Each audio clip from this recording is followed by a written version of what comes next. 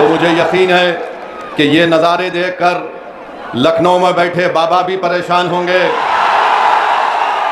और नागपुर में बैठे आरएसएस के लोग भी फिक्रमंद रहेंगे। और मुझे पूरा यकीन है कि अखिलेश भैया की रातों की नींद अब हराम हो जाएगी, क्योंकि ये सब ये समझ रहे थे कि इनको डराओ, इनकी घर को बुलडोज़र से तोड़ दो, इनके हौसलों को पस्त कर दो, इनको झूठे मुकदमे में डालकर जेल में डाल दो, तो ये डर कर हमारे खिलाफ खड़े नहीं होंगे। दूसरी तरफ जो नाम निहाद सेकुलर पार्टियां हैं वे समझ रही हैं कि भारत के मुसलमानों के पास उत्तर प्रदेश जो भारत की सबसे बड़ी रियासत है, यहाँ में के बसने वाले मुस्लिम अल्पसंख्यक समाज के पास कोई विकल्प नहीं है। मैं उनसे कह रहा हूँ, तुम ये जो बात कहते थे कि विकल्प नहीं है, विकल्प है, और ऐसा विकल्प है जो इंशाअल्लाह ताला फ़िरका परस्त ताकतों से पंजा आजमाई भी करेगा और उनको आने वाले चुनाव में शिकस्त भी देगा। मेरे अजीज़ दोस्तों और बुजुर्गों, मेरी आपसे सिर्फ एक ही अपील है कि इत्तेहाद को मजबूत रखिए। और आज दिल्ली में जो तब्दीली आई, आपने देख लिया कि एक ताकतवर को कमज़ोरों के आगे झुकना पड़ा। आपने देख लिया कि एक मजलूम को अल्लाह ने जालिम पर कामयाबी दे दी। दुनिया ने देख लिया कि अल्लाह ने कमज़ोरों को ताकतवर पर कामयाबी दे दी। इंशाअल्लाह ताला आने वाला वक्त बताएगा कि हम गालिब रहेंगे। इंशाअल्लाह ताला हम कामयाबी हासिल करेंगे और हम अपनी आवाज़ को उत्तर प्रदेश के विधानसभा में भिजाएंगे। मैं सलाम करता हूँ उन बहादुर तालिब इल्म को और उन तुलबाओं को जिन्होंने कई हफ्तों से जंतर मंतर पर बैठकर ऐसा मंतर पड़ा कि मोदी को रात के 12 बजे वीडियो बनाना पड़ा। तो मेरे अजीज दोस्तों और बुजुर्गों, ये होती है इत्तेहाद की ताकत। और मैं उम्मीद करता हूँ कि भारत में हमारी 65% आबादी की उम्र 35 साल से कम उम्र लोगों पर मुश्तमिल है। भारत की 50% आबादी 25 साल से कम उम्र की है। हमारी भी कोशिश यही होगी कि इंशाअल्लाह ताला उत्तर प्रदेश के आने वाले विधानसभा में नौजवानों को मजलिस इत्तेहादुल मुस्लिमीन अपना उम्मीदवार बनाएगी, ताकि वो जाकर आपकी बेबाक तरीके से आपकी नुमाइंदगी करेंगे। और हमारी ये कोशिश होगी कि 2029 का जब चुनाव होगा तो कोई 80 साल का शख्स भारत का प्रधानमंत्री नहीं बनेगा, बल्कि कोई 45-40 साल का नौजवान इस मुल्क का वजीर आजम बनेगा। हमारी कोशिश यही रहेगी। मेरे अजीज दोस्तों और बुजुर्गों, मैं आपसे ये गुजारिश भी करने आया हूँ कि हमारे इस जलसे के बाद कई हमारे मुखालिफिन निकल कर आएंगे और आकर कहेंगे कि ओवैसी सिर्फ जज्बाती तकरीर करता है, तुमको अल्फाज के अपने समंदर में लेकर तुमको जज्बाती बना देगा, तुम उसकी बात का यकीन नहीं करना। मैं उनसे कहना चाह रहा हूँ, अगर मैं जज्बाती बात करता हूँ तो मेरा एक एक लफ्ज़ अल्हम्दुलिल्लाह सच्चाई पर मुबन्नी है। मेरा मकसद जज्बात में लाकर और हासिल करना नहीं है। मेरा मकसद हमेशा यही रहा, बल्कि मजलिस इत्तेहादुल मुस्लिमीन का टूट हमारा ये फैसला रहा कि भारत को अगर मजबूत करना है, भारत के संविधान को अगर और मजबूत करना है, तो भारत की सबसे बड़ी अक़लियत को एक सियासी ताकत बनना पड़ेगा। भारत का संविधान आपको इस बात की इजाज़त देता है कि आप अपनी लीडरशिप को बनाएं। अगर मैं मुरादाबाद की सरजमीन में खड़े होकर आपके दरमियान में कह रहा हूं कि अगर भारत के मुसलमान अपनी लीडरशिप बनाएंगे तो संविधान के खिलाफ नहीं होगा। भारत के संविधान का डायरेक्टिव प्रिंसिपल उठाकर देख लो, भारत के संविधान की तमहीद उठाकर देख लो, जिसको बाबा साहिब अम्बेडकर ने बनाया। लिखने वाला लिख कर चला गया, मगर लिखने वाले ने लिखा कि तुमको अपनी एक सियासी लीडरशिप को पैदा कर सकते हो, ये संविधान के खिलाफ नहीं है। अगर आप अपने हुकूक को हासिल करना चाहते हैं तो आपको अपनी सियासी लीडरशिप को बनाना पड़ेगा।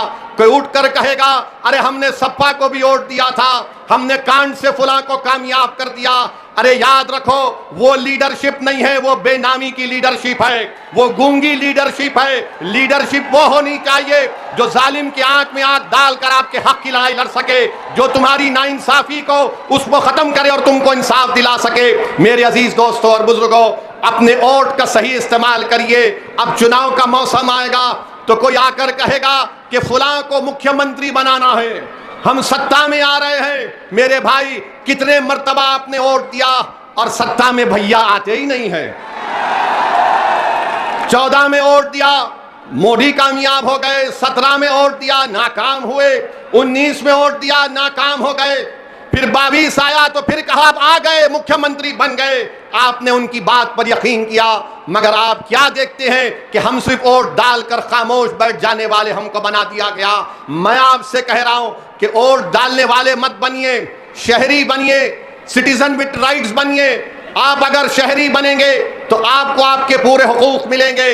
अगर आप सिर्फ वोटर बनकर रह जाएंगे तो कोई इंसाफ नहीं होगा, हमारे नौजवानों का मुस्तकबिल अच्छा नहीं हो सकेगा, हमारे बच्चियों को तालीम का इंतजाम हम पैदा नहीं कर सकेंगे, हमारे इलाकों और गांव और बस्तियों में विकास का काम नहीं होगा।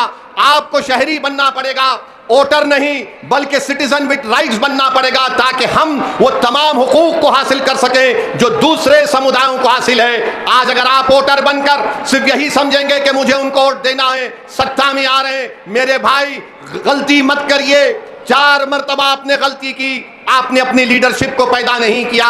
यकीनन जंतर मंतर पर बैठने वाले बच्चों से इजहार हमदर्दी और उनका साथ देना अच्छी चीज है, मगर मैं ये पूछना चाहता हूं, आजम खान को जेल में डालने के बाद सजा हो गई, कितने सपा के लोग रोड पर निकलकर आकर धरना दिए? बताओ, हमको कोई जवाब नहीं दे सकेगा। अतीक को पुलिस कस्टडी में गोली मार दी गई, कोई एहतजाज बुलंद नहीं किया जाता। ऐसे कितनी मिसालें मैं तुम्हारे सामने रख सकता हूं। मेरे अजीज दोस्तों और बुजुर्गों, आज आप देख रहे हैं कि उत्तर प्रदेश में बीजेपी की सरकार है, वो एक पूरी कोशिश कर रही है कि मुस्लिम अक़लियत के बच्चे और बेटियां हमारी तालीम याफ्ता ना हो। इसीलिए जौहर यूनिवर्सिटी को डिमोलिश करने की, तोड़ने की नोटिस दी जाती है। इस बात का यकीन कर लीजिए कि बीजेपी आरएसएस की हिंदुत्व की आइडियोलॉजी नहीं चाहती कि भारत में मुसलमान ताकतवर बने, ये कमजोर करना हमको चाहती है। तो मैं आपसे अपील कर रहा हूं कि मुत्तहिद रहिए। और फिर हमने देखा कि समाजवादी पार्टी के नेता अखिलेश ने सोशल मीडिया पर लिखा कि जौहर यूनिवर्सिटी की उन तमाम बिल्डिंग्स को रेगुलराइज कर दिया जा सकता है। अखिलेश यादव ने कानून का हवाला दिया, कहा कि 1973 का उत्तर प्रदेश नगर विकास अधिनियम, इसके तहत जौहर यूनिवर्सिटी को रेगुलराइज कर दिया जा सकता है। मैं पूछना चाह रहा हूं सपा के चमचों से, मैं पूछना चाह रहा हूं सपा की गुलामी करने वालों से, मैं पूछना चाह रहा हूं अखिलेश यादव से कि तुम तो मुख्यमंत्री 2017 तक थे, तुमने जौहर यूनिवर्सिटी को रेगुलराइज क्यों नहीं किया? अगर 1973 का कानून था तो तुमने क्यों नहीं किया? तो सपा के लोग बोलेंगे नहीं, आजम ने हमसे नहीं कहा था। तो आजम जो कहेंगे तुम वो करोगे। 5 साल तुम मुख्यमंत्री थे, 1973 का कानून को तुमने इस्तेमाल नहीं किया।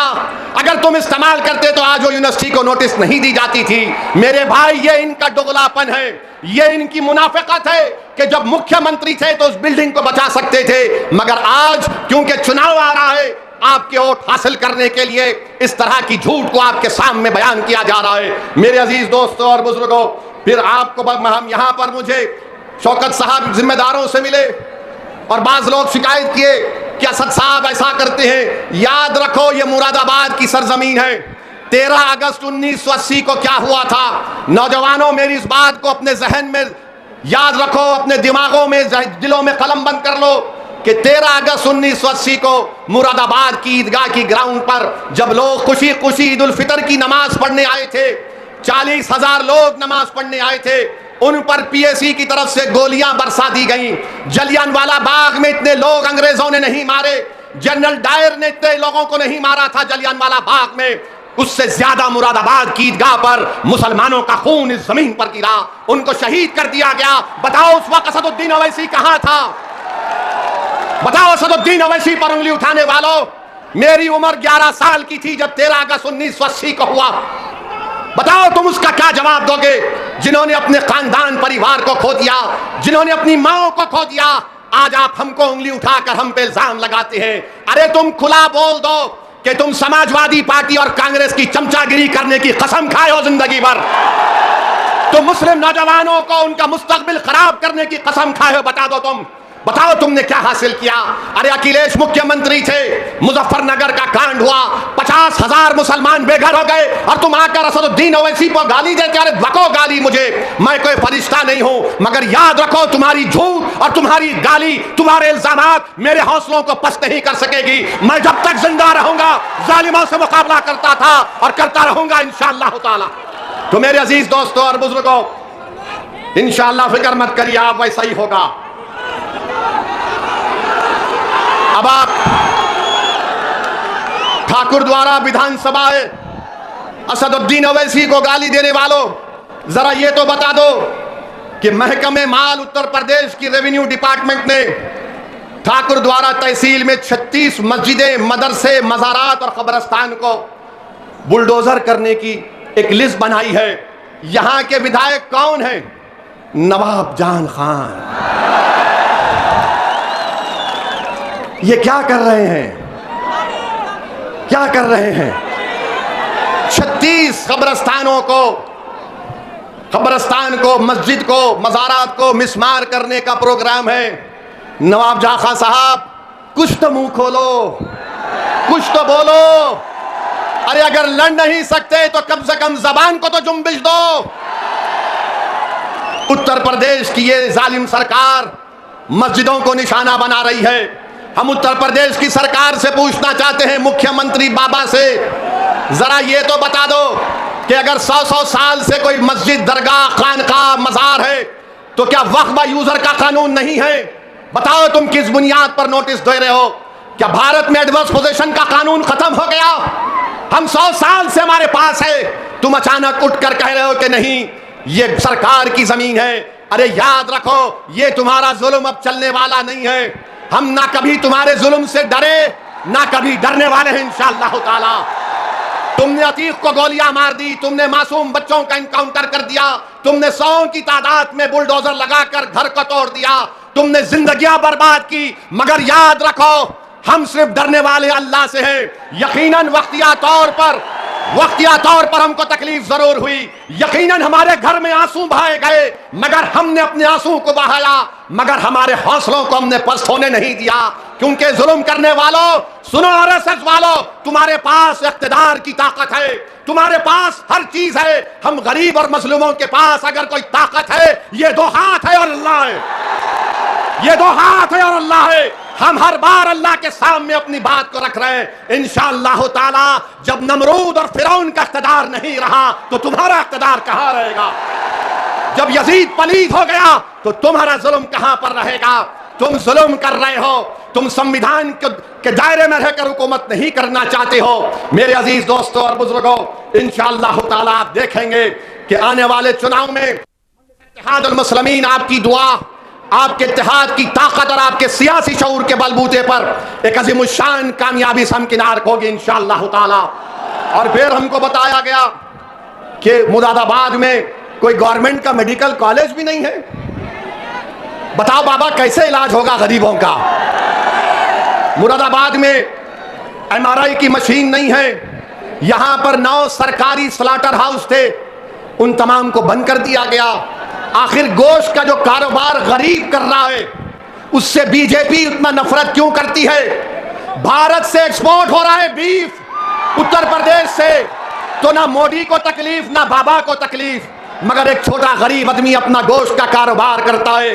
तो गरीबों से दुश्मनी है, दौलतमंदों से हमदर्दी है मोदी और बाबा को। मेरे अजीज दोस्तों और बुजुर्गों, फिर अभी आपके सामने कहा गया कि मुरादाबाद स्मार्ट सिटी में डेवलपमेंट का काम जो दावे करते हैं, मगर बताओ करोला में जामा मस्जिद और पुराने शहर में विकास का काम क्यों नहीं कराया गया?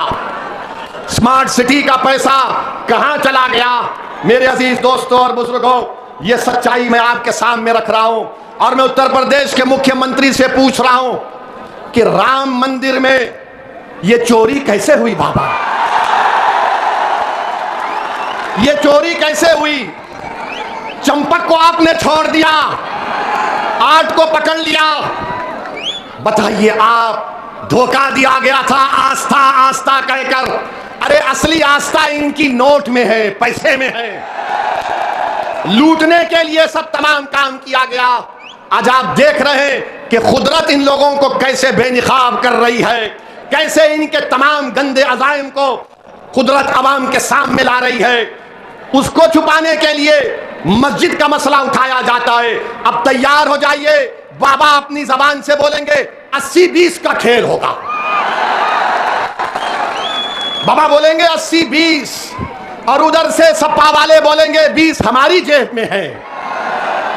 हम किसी के जेब में नहीं है, हम किसी धर्म के खिलाफ थे ना कभी रहेंगे इंशाअल्लाह ताला।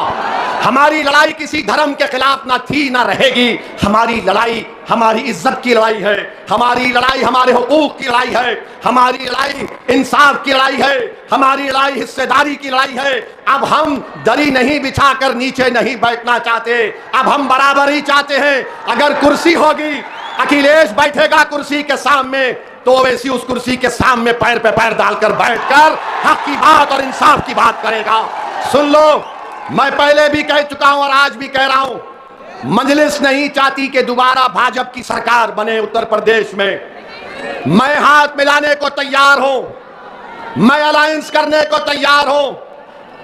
आज वक्त है, बात कर लो, बाद में रोना नहीं। चुनाव खत्म होने के बाद हम नहीं चाहते कि बीजेपी दोबारा सत्ता में आए। तुम कहते ना कि ओवैसी के लड़ने से हमको नुकसान हो जाता। चलो, मैं तुम्हारे साथ मिलकर लड़ने को तैयार हूं। तुम तैयार हो? ये लोग तैयार नहीं है, क्या आप तैयार हैं? क्या आप तैयार हैं? क्या पूरा मुरादाबाद तैयार है? क्या आप मजलिस का परचम थामेंगे? तो लगाओ मेरे साथ नारा, नारे तकबीर, नारे तकबीर। मजलिस के मुखालिफिन को यह भी पेट में दर्द होता कि सियासी जलसे में इसने नारे तकबीर क्यों बोला। अरे क्यों नहीं बोलेंगे?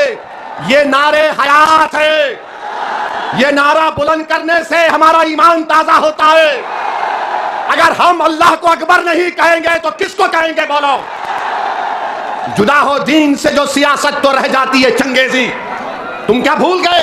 हर बार नहीं नारा क्यों लगाते? सुनो, ये नारा लगता था, आजादी की लड़ाई में भी लगता था। अंग्रेजों की लाठियां खाते थे और नारे तकबीर अल्लाह अकबर का नारा बुलंद करते थे। गोलियां खाते थे, जय हिंद का नारा बुलंद करते थे। अब बताओ इसमें क्या तकलीफ दे बात है? बहरहाल मेरे अजीज दोस्तों और बुजुर्गों, जो कुछ दिल्ली में हुआ मैं इसका कंडेम करता हूं कि 4 बच्चों पर मोदी के हुक्म पर पेलेट गन चलाई गई, जिसमें एक बच्चे का नाम शेख इरशाद मंसूरी भी था, जो जबलपुर मध्य प्रदेश का, जिसने बीएससी और एमबीए की तालीम हासिल की। उस पर पेलेट गन की गोलियां चलाई गईं, 12 बोर। और वो उस बच्चे से मुलाकात केंद्र के मंत्री नड्डा साहब जाकर मिले। उस शेख इरशाद मंसूरी से जब नड्डा साहब ने पूछा कि तुम वहां क्यों गए थे, तुम वहां क्यों गए थे, तुम यहां पर क्यों आए, लोग पूछेंगे तुमको। आप यहां पर आए तो बाज लोग पूछेंगे चमचे सप्पा के, अरे तुम क्यों गए?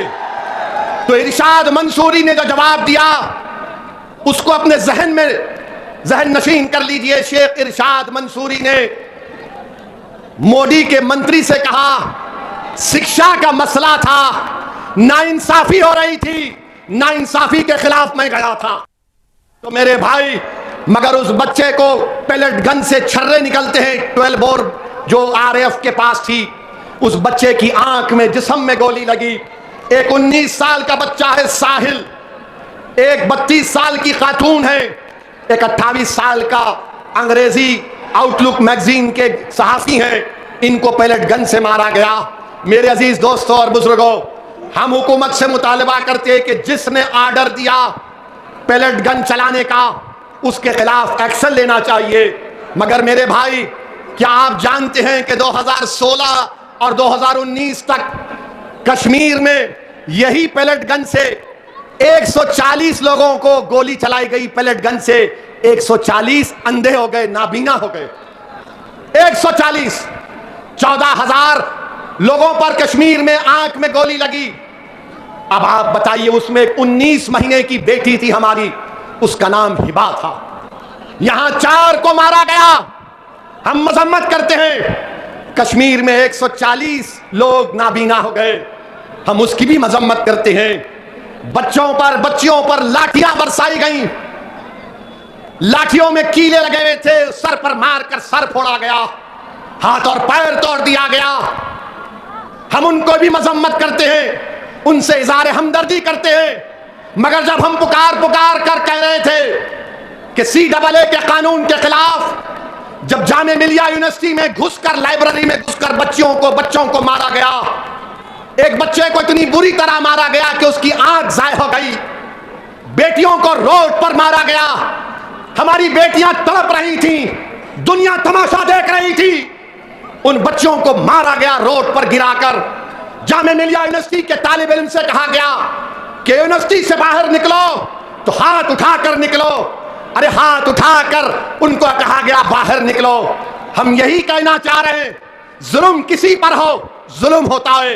ये सेलेक्टिव सिलेक्शन नहीं कर सकते आप। इसीलिए किसी शायर ने बड़ा खूब कहा, जो हम पर गुजरे थे रन सारे, जो हम पर गुजरे थे रन सारे, तो खुद पर गुजरे तो लोग समझे। जब अपनी मोहब्बतों के अजाब छुपे, जब अपनी मोहब्बतों के अजाब चले तो लोग समझे। वो जिन दरख्तों की छांव में से मुसाफिरों को उठा दिया था, इन्हीं दरख्तों पर अगले मौसम फल ना उतरे तो लोग समझे। याद रखिए, ये हमको समझना है। अब आप देख लिए कि मोदी डरता क्यों है। जब जनता रोड पर निकलती आती है तो मोदी और बाबा आरएसएस डरती है। जब किसान दिल्ली को आया तो मोदी झुक गए। तो मेरे अजीज दोस्तों और बुजुर्गों, मैं आपसे दरमंदाना अपील कर रहा हूं कि रोड पर नहीं निकलना है, अपनी जानों की हिफाजत करो। तुमको सिर्फ निकलना है मुत्तहिदा तौर पर। जिस दिन इलेक्शन होगा, एक ताकत और कुव्वत बनकर निकलो और पूरे एतमाद के साथ जाओ कि अब के बार वोट पतंग पर पड़ेगा और हम अपने आप को वोट देंगे। बिहार में भी भैया ने बड़ी कोशिश की थी, अखिलेश ने अपने चार मुस्लिम सांसद को भिजाया। वो जहां कहीं भी जाते, अपनी तकरीर की शुरुआत करते और खत्म करते असदुद्दीन ओवैसी के वजीफे से, और उसी पर खत्म करते। इतनी गालियां, इतना झूठ बका गया, मगर लाखों सलाम बिहार और खास तौर से सीमांचल की जनता को कि उन्होंने अखिलेश के उस पैगाम को ठुकराया और कहा कि बिहार में हमारी लीडरशिप होगी। हम अपने वोटों से अख्तरुल ईमान तौसीफ आलम को और मंजलिस के तमाम मुर्शिद साहब को, सरवर आलम को कामयाब करेंगे। मेरे भाई, अगर अल्लाह मेरे दिल को जबान देता तो मैं दिल को निकाल कर तुम्हारे कदमों में रख देता कि याद रखो, तुम जब उठकर अपने हक के लिए लड़ोगे, नाइंसाफी के दौर का खात्मा होगा। कोई आकर तुमसे इंसाफ नहीं करेगा। हाँ, हमारे मरने के बाद हमारे जनाजे पर आकर खड़े होकर मरने वाले के खानदान को पुरसा देकर चले जाएंगे, मगर अब ऐसे नहीं होगा। हम नहीं मरेंगे, हम जिंदा रहेंगे इंशाअल्लाह ताला। हम जिंदा रहेंगे अपने हक के लिए और अपनी आने वाली नस्लों के लिए। हम जिंदा रहेंगे ताकि हमारी जिंदगी, हम उस जिंदगी से अपने परवरदिगार की इबादत गाहों को आबाद कर सकें। हम जिंदा रहेंगे इसलिए कि हम अपने मदरसों को आबाद रख सकेंगे। हम जिंदा इसलिए रहेंगे ताकि हमारी बेटियों को तालीम के जेवर से आरास्ता किया जाए। हम जिंदा इसलिए रहेंगे कि कोई नाइंसाफी हमसे ना करे। याद रखो, अगर जिंदा है तो जिंदगी का सबूत देना पड़ेगा। और कैसे देना पड़ेगा? जज्बाती तकारीर से नहीं, नारों से नहीं, मगर इत्तेहाद से देना पड़ेगा। क्या आप इत्तेहाद को मजबूत करेंगे? क्या आप मंजलिस का साथ देंगे? मेरे भाई, ये नौजवानों, ये लड़ाई तुम्हारे मुस्तकबिल की है। मैं यहां पर नेता बनने के लिए नहीं आया हूं और अल्लाह मेरे दिल का हाल जानने वाला है। मैं यही चाहता हूं कि तुम नेता बनो, तुम सांसद बनो, तुम विधायक बनो, तुम लीडर बनो, तुम इस कलम से अपने मुकद्दर के फैसले करो। अल्लाह तुमको इतनी ताकत दे। ये मजलिस इत्तेहादुल मुस्लिमीन चाहती है। इंशाअल्लाह ताला 29 में कोई 80 साल का शख्स इस देश का वजीर आजम नहीं बनेगा। कोई 40-45 साल का नौजवान इस मुल्क के मुकद्दर को बदल देगा, जहां पर अमन होगा, इंसाफ होगा, किसी के पास नफरत नहीं होगी। यह मजलिस इसकी कोशिश कर रही है। तो आप तमाम का बेहद शुक्रिया और मैं शुक्रगुजार हूं। एडवोकेट जफर साहब संभल से आए हैं। ये वो आदमी है जिसने अल्लाह के घर की हिफाजत के लिए जेल को जाना पसंद किया, जालिम से समझौता करने को पसंद नहीं किया। हम जफर साहब का शुक्रिया अदा करते हैं और साथ ही साथ हमारे इरफान चौधरी, दानिश चौधरी जो शामली से आए हैं, बिलाल चौधरी, नाजिम साहब, नदीम जो अलीगढ़ से, शादाब अलीगढ़ से, अफजल अलीगढ़ से और फैज़ अलीगढ़ से आए हैं। तो मेरे भाई, आपने एक बात को भी देखा होगा कि उस जंतर मंतर पर ऐसा मंतर पढ़ा जा रहा था कि हैदराबाद और मुंबई में ये जो बच्चे मीम्स बना रहे थे, मैं तौबा ही कर सकता हूं। क्या क्या कर दिया आपने। मोदी को नहीं छोड़ा, बाबा को नहीं छोड़ा, संघ परिवार को नहीं छोड़ा, सबको बता दिया। आए है क्या क्या कर दिया आपने। बहरहाल मेरे भाई, डरने और घबराने की जरूरत नहीं है। अपने इत्तेहाद को मजबूत रखिए, जिंदगियों को बचाइए, जालिम की साजिश का शिकार मत होइए। हम डर कर वोट नहीं डालेंगे, हम बेखौफ होकर उम्मीद की बुनियाद पर मजलिस को कामयाब करेंगे इंशाअल्लाह ताला। मजबूरी के नाम पर आपने दूसरी पार्टी को वोट दिया, अब मजबूरी के नाम पर नहीं, अब बहादुरी के नाम पर वोट पड़ेगा इंशाअल्लाह ताला। आप तमाम का बेहद शुक्रिया कि आज आप यहां पर आए। मैं पुलिस प्रशासन का और उनका भी तमाम का शुक्रगुजार हूं। लाइट नहीं थी, हमको लाइट की जरूरत नहीं है। हमारे दिलों में अल्लाह ने जो रसूलुल्लाह सल्लल्लाहु अलैहि वसल्लम का उम्मती हमको बनाया, वो हमारे लिए काफी है। हमारा वजूद दुनिया के अंधेरों को खत्म करना था, हमारा वजूद दुनिया में एक रोशनी पैदा करना था, और इंशाअल्लाह ताला वो होकर रहेगा। एक मर्तबा जरा सेल फोन की लाइट खोल लीजिए, पूरे खोलिए, जहां घर पर खड़े हैं वो सब खोलिए, जो मस्जिद के ऊपर खड़े हैं वो लाइट खोलिए, और बता दो दुनिया को कि अब एक इनकलाब बर्पा होगा इंशाअल्लाह ताला। नारे तकबीर, मजलिस इत्तेहादुल मुस्लिमीन, भारत जिंदाबाद, भारत